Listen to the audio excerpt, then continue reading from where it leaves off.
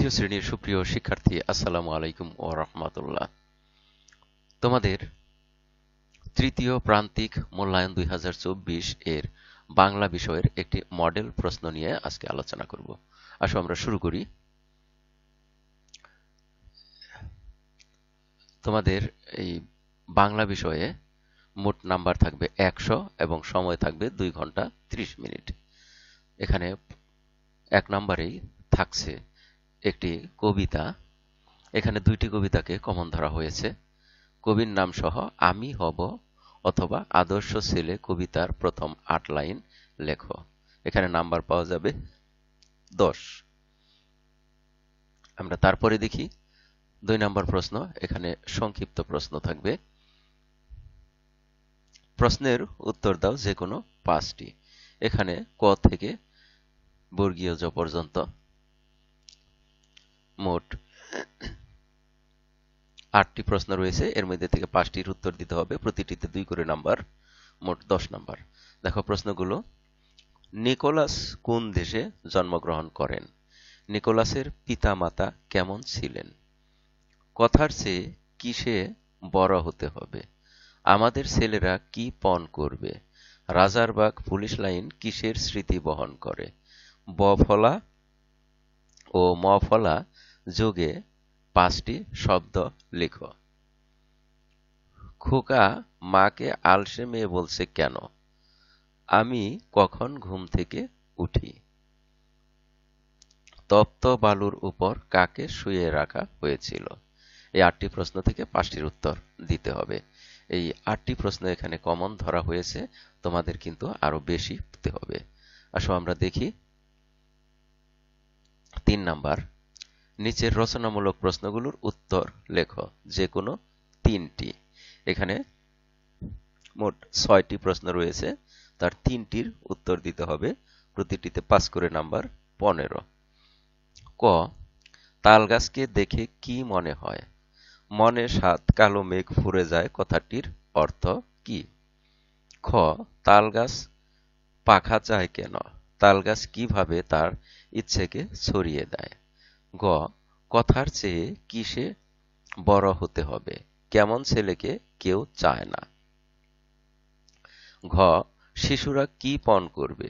আমাদের ছেলেরা কি পণ করবে? ও, বিপদ এলে ছেলেরা কি করবে?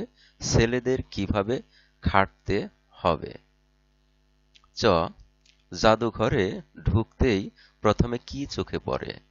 কবে কখন পাকিস্তানি সেনারা রাজারবাগ আক্রমণ করে? 4 নম্বর প্রশ্ন। নিচের যে কোনো 5টি শব্দের অর্থ লেখো। এখানে 1 করে মোট 5 নাম্বার। এখানে দানশীলতা, রীতি, পরিদর্শনে আসা, বীরত্ব, প্রতিরোধ, চেতনা, সাদা প্রাণ, এই শব্দগুলো দেওয়া আছে। তোমরা এই শব্দগুলো না, শুধু আরো কিছু বেশি শব্দের অর্থ শিখবে। 5 নাম্বার, শব্দ দিয়ে বাক্য গঠন করো, যে কোনো 5টি। এখানে প্রতিটাতে 1 করে নাম্বার পাওয়া যাবে, 5 নাম্বার।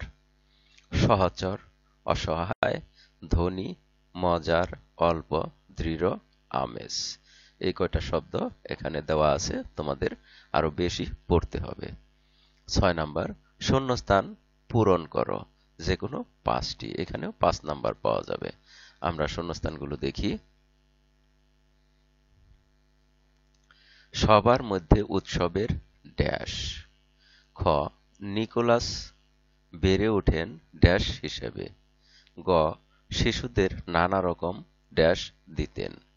ঘ, সোহরাওয়ার্দী ড্যাশ তাকালেন। ও, পুলিশ মুক্তিযুদ্ধ জাদুঘরটি খুব ড্যাশ করে সাজানো। চ, ড্যাশ আমাদের মানুষ হতে হবে।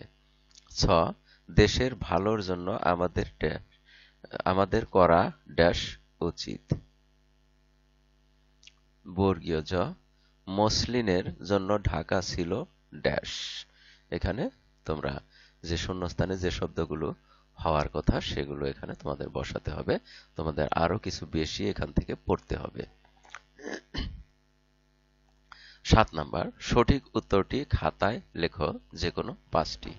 এখানেও প্রশ্ন বেশি রয়েছে, কিন্তু তোমাদের 5টির উত্তর লিখতে হবে। শুধু এই 4টি যে উত্তর রয়েছে এর মধ্যে সঠিক উত্তরটি শুধু খাতায় সেই সঠিক উত্তরটি দিবে। 1 নাম্বার 7-এর 1 নাম্বার প্রশ্ন, মসলিন কাপড় বুনতে তাঁতিরা কি ধরনের সুতা ব্যবহার করত? মোটা সুতা, মিহি সুতা, চিকন সুতা, পাতলা সুতা। এটার মধ্যে যেটা সঠিক সেই সঠিক শব্দটি, সেই সঠিক উত্তরটি শুধু 1 নাম্বার দিয়ে লিখতে হবে। তারপরে দ্বিতীয় প্রশ্ন দেখি, কোন নদীর পানি মসলিন কাপড় তৈরির জন্য খুবই উপযুক্ত ছিল? পদ্মা নদীর পানি, কর্ণফুলী নদীর পানি, যমুনা নদীর পানি, শীতলক্ষ্যা নদীর পানি।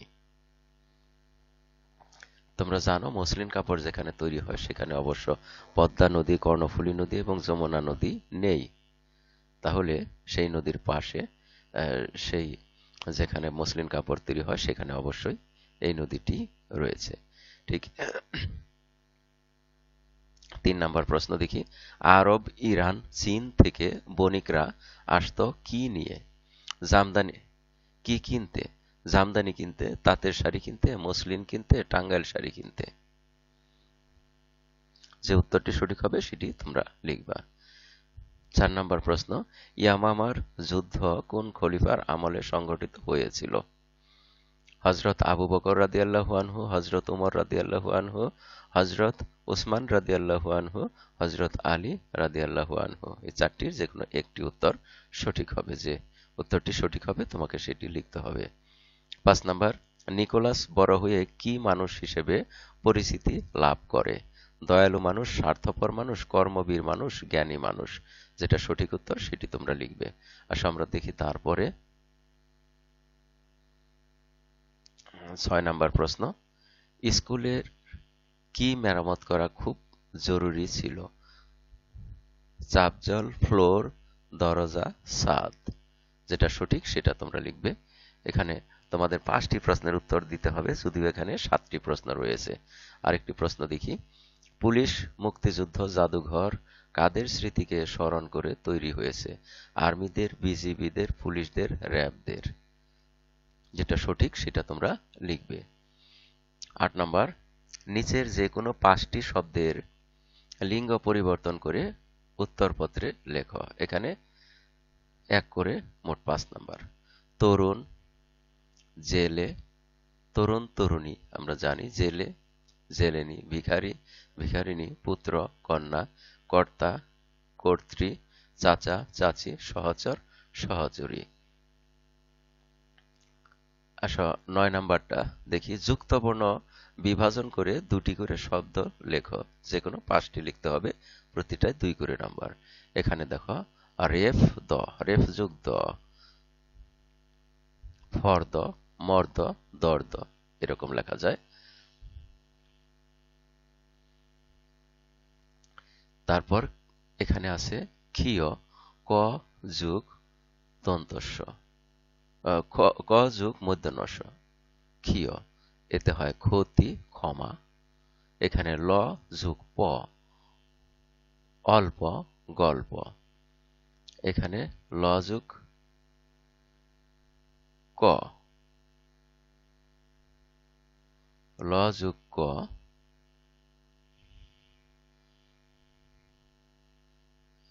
তাহলে হয় স্বল্ক।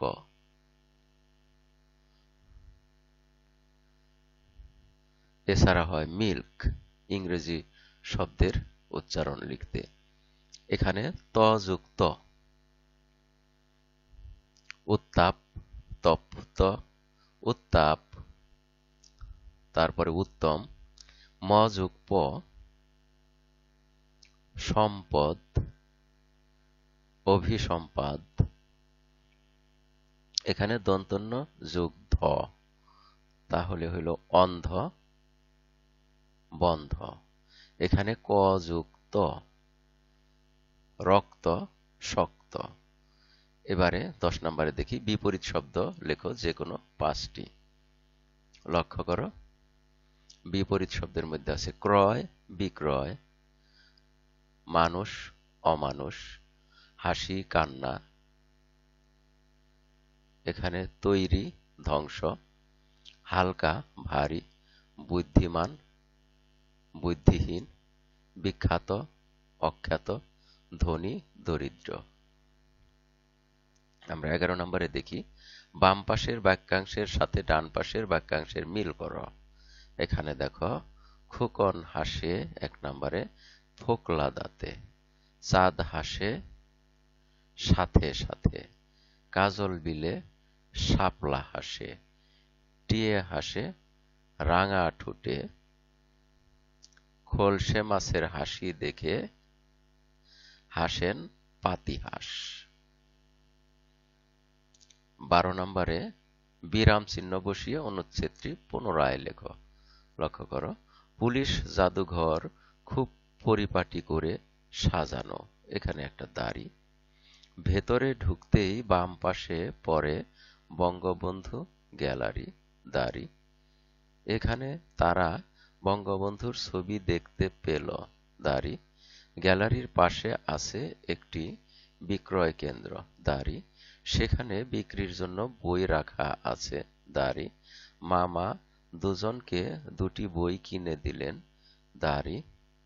দোকানের পাশে পাঠাগার, দাড়ি। সেখানে বসে বই পড়া যায়, দাড়ি। এখানে বিরাম চিহ্নের জন্য যে অনুচ্ছেদটি নেওয়া হয়েছে, এই অনুচ্ছেদটি থাকতেও পারে নাও থাকতে পারে। তোমরা অবশ্যই আরো অর্থাৎ পুরো বইয়ের বিভিন্ন অংশগুলো ভালোভাবে পড়ে নেবে, কোথায় বিরাম চিহ্নগুলো রয়েছে সেগুলো দেখে নেবে। তারপর দেখি প্রশ্ন।